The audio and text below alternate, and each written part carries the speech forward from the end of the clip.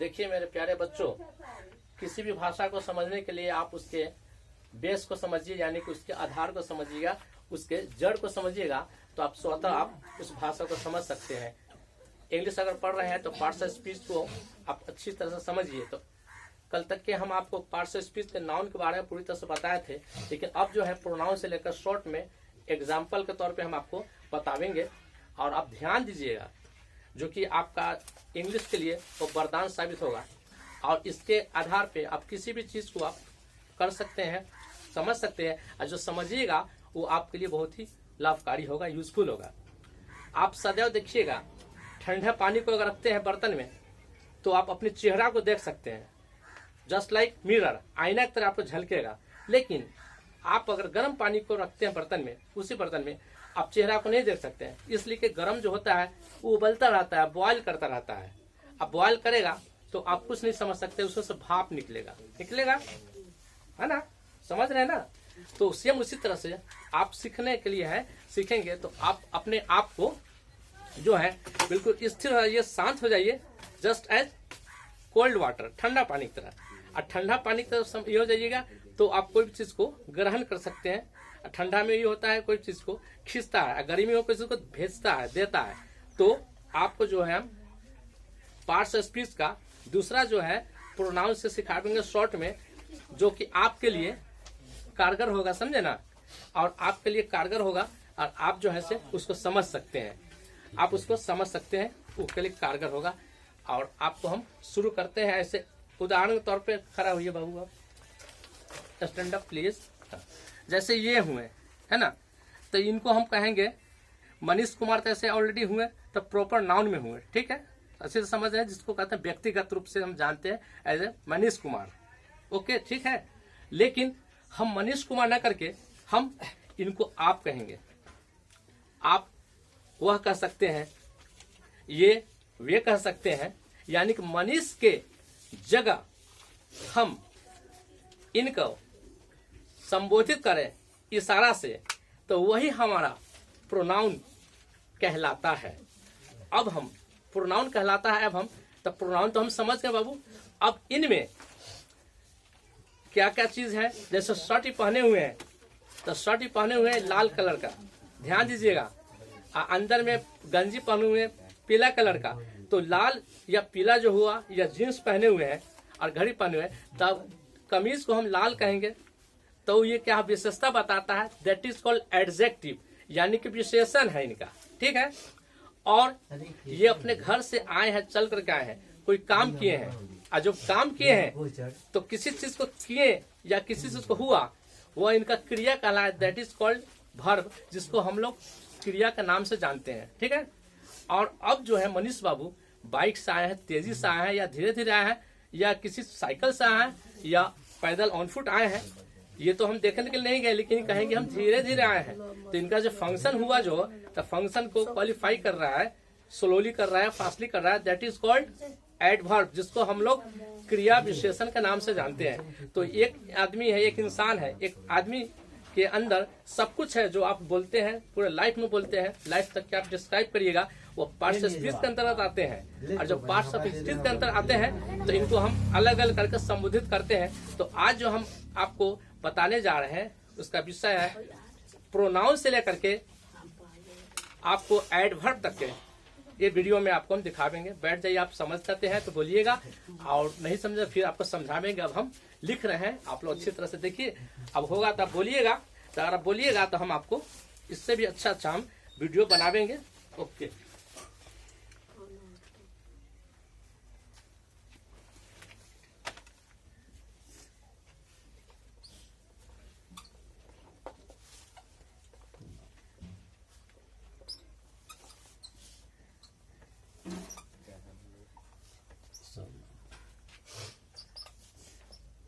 जो शब्द नाउन के बदले में आता है, नाउन के बदले में आता है, उसे सर्वनाम कहते हैं, सर्वनाम कहते हैं। एज फॉर एग्जाम्पल, एग्जाम्पल में हो जाएगा मैं, इसको इंग्लिश में आई कह सकते हैं। तुम हो सकता है या तुम लोग बोल सकते हैं, इसको भी हम लोग यू से संबोधित करेंगे। थर्ड जो है हम कह सकते हैं या हम लोग कह सकते हैं, हम या हम लोग, इसको हम लोग वी कह सकते हैं।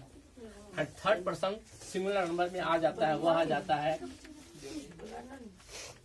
वह, इसको हम लोग शी, स्त्रीलिंग के लिए शी, यानी कि लेडीज के लिए कह सकते हैं इट इज।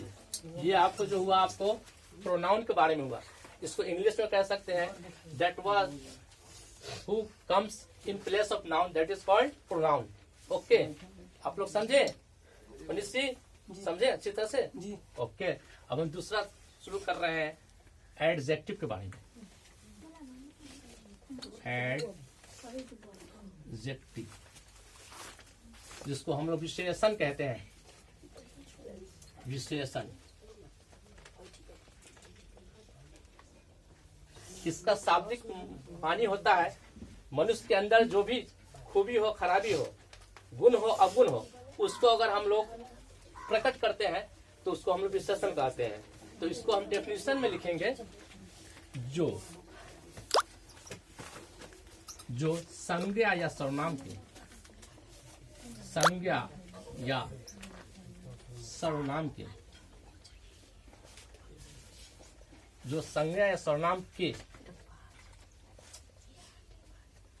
गुण,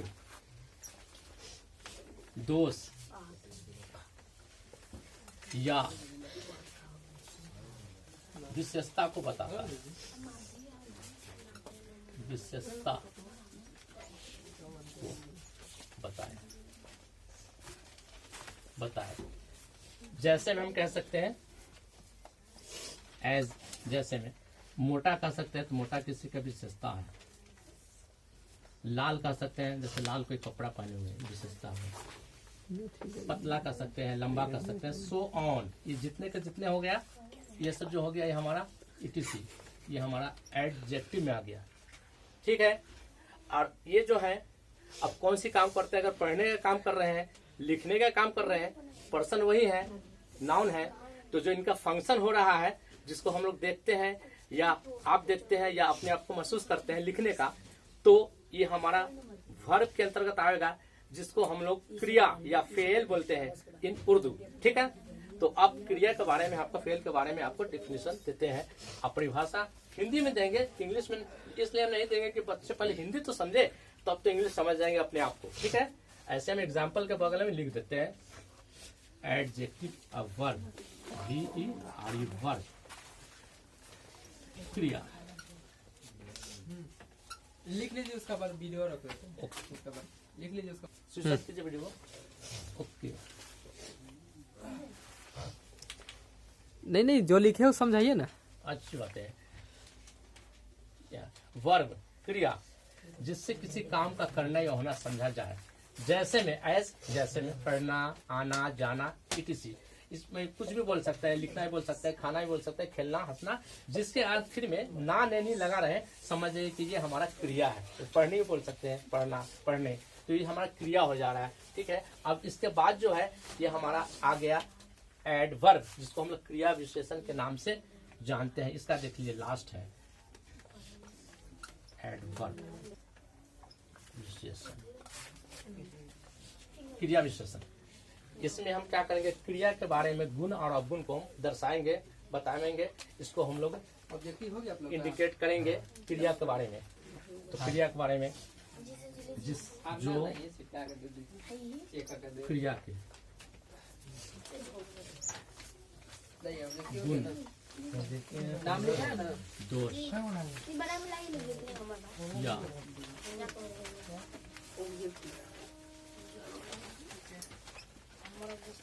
विशेषता सिग्नेचर करो, को सिग्नेचर करो। बताए। जैसे क्या करो सिग्नेचर?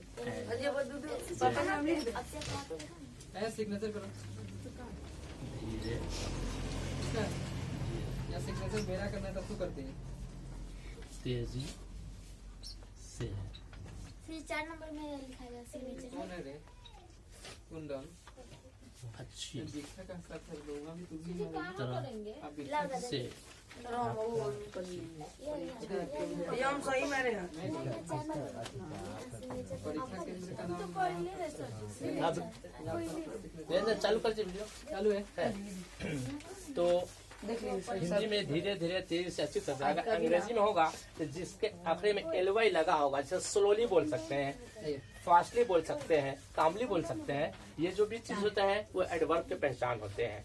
तो उम्मीद है आप लोग अच्छी तरह से समझ गए होंगे और वीडियो अच्छा लगे तो आप लोग इसको जरूर से जरूर आप इसको सब्सक्राइब करेंगे और व्यू में कमेंट्स में आप अपने आप को बताएंगे कि हाँ इस तरह से हम समझ नहीं पा रहे हैं, तो हम कोशिश करेंगे इससे ज्यादा समझाने की कोशिश करेंगे। और चलते चलते हम आपको एक शेर याद पड़ा है, उस शेर को हम बता देते हैं, कह देते हैं थोड़ा वीडियो समाप्त करके, ताकि जिससे कि आप लोग का हौसला और मेरा हौसला बढ़ता रहे। यूं नहीं तो मेन से लिखा है ऊपर। ये शेर है, यूं अगर आप साथ देने का वादा करें, मैं यूं ही नई नई वीडियो बनाता रहूं। ओके।